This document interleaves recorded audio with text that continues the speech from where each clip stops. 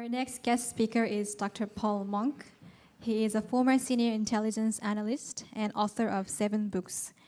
Dr. Monk served as the Japan and Korea desk officer at the federal government's Defense Intelligence Organization in the early 1990s and headed the analysis of China in the mid-90s. As a well-known commentator on international affairs, his articles have featured in several of the nation's major newspapers, including the Australian Financial Review, and The Age.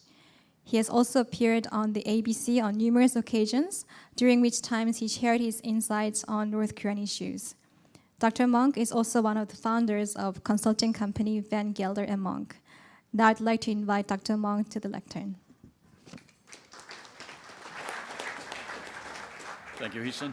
Good morning. Your Excellency, Ambassador Wu, Consul General Zhou, Ambassador Heseltine, an old acquaintance. We were just renewing acquaintance before things got underway this morning.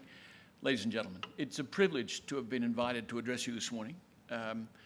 When I was introduced to Ambassador Wu just beforehand for the first time, I asked him, how's my old friend Ui-tak Kim, who was counselor in the embassy in 1992-3?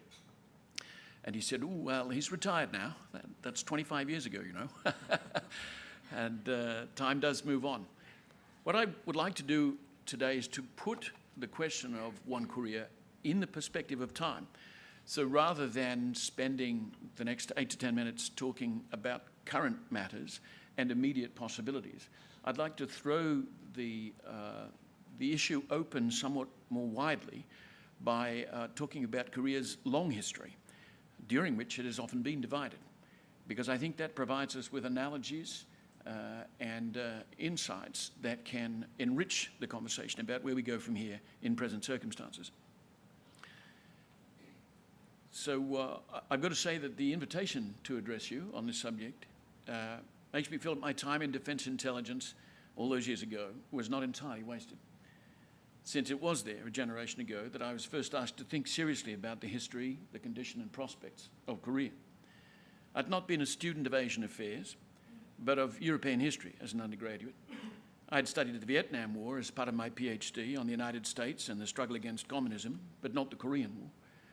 When, however, in 1990, I was admitted to the inner sanctum of the Australian Intelligence Service, I was asked to work on the geopolitics of Northeast Asia, China, including Taiwan and Hong Kong, Japan, and the 2 Koreas. Ross Garnaut had just written his landmark report on Australia and the East Asian Ascendancy, and it was my opinion that I had landed exactly the right job for thinking about this country's future in the Asia-Pacific. There was no training program for the task. I was simply told, you've got a PhD in international relations. This is what we want you to do. So away I went, of course. It's important to recall that at that time, Hong Kong was still a British Crown colony. Taiwan had only very recently emerged from martial law and legalized the Democratic Progressive Party. Deng Xiaoping was still alive, and the crushing of the democracy movement in China had taken place less than a year before. Kim Il-sung was still alive. The Soviet bloc had imploded, but the Soviet Union still existed. And Japan was at the height of its prestige as the Asian miracle economy of the post-Second World War era, even being touted as a possible rival to the United States in the decade or two to come. So we can see that times have changed in that generation. One of the first reports I was asked to write was on China's claims in the South China Sea. Another was on the prospects for China's economic reforms in the wake of the Tiananmen crackdown and the deposing of Zhao Ziyang. I had to become well-versed in the agreement between the UK and China over the transition in Hong Kong. I read up on the nature and strengths of the Japanese economy and the history of Taiwan. But I also, from day one, was thrown into thinking about North Korea and the possibilities for Korean reunification. There was also the concern in various quarters that Kim Il-sung would risk everything by going to war rather than accept the defeat of his cause. Within 18 months, I was appointed Japan and Korea's desk officer and had the opportunity to visit both Seoul and Tokyo.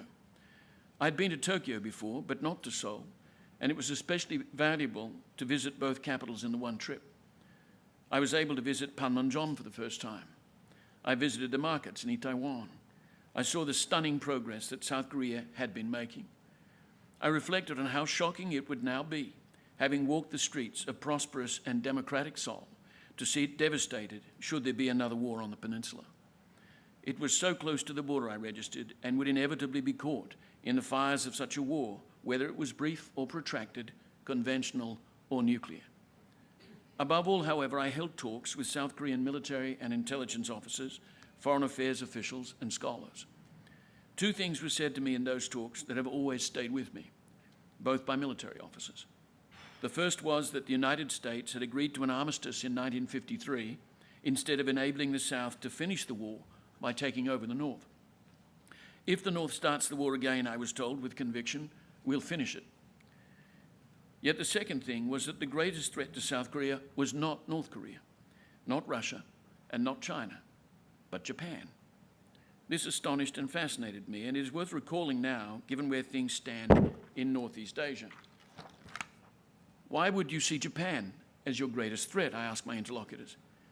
The answer is because every time there is a major shift in the international balance of power, Japan becomes aggressively expansionist, and we're the first in the firing line. I was fascinated by this assessment, but skeptical. I responded that unless I had missed something, Japan had only invaded Korea 3 times in the past 500 years, twice under Toyotomi Hideyoshi in the late 16th century, and then in the early 20th century, after the Japanese defeat of the Qing Empire in 1894-95. The first 2 invasions were a remarkable anticipation of 20th century events, since Hideyoshi, having unified Japan, wanted to conquer Ming China via Korea in the 1590s. But in the second case, I argued, the Japanese believed they needed a territorial empire to provide both secure access to raw materials and a market for their manufactures. This endeavor culminated in their devastating defeat in 1945 by the United States.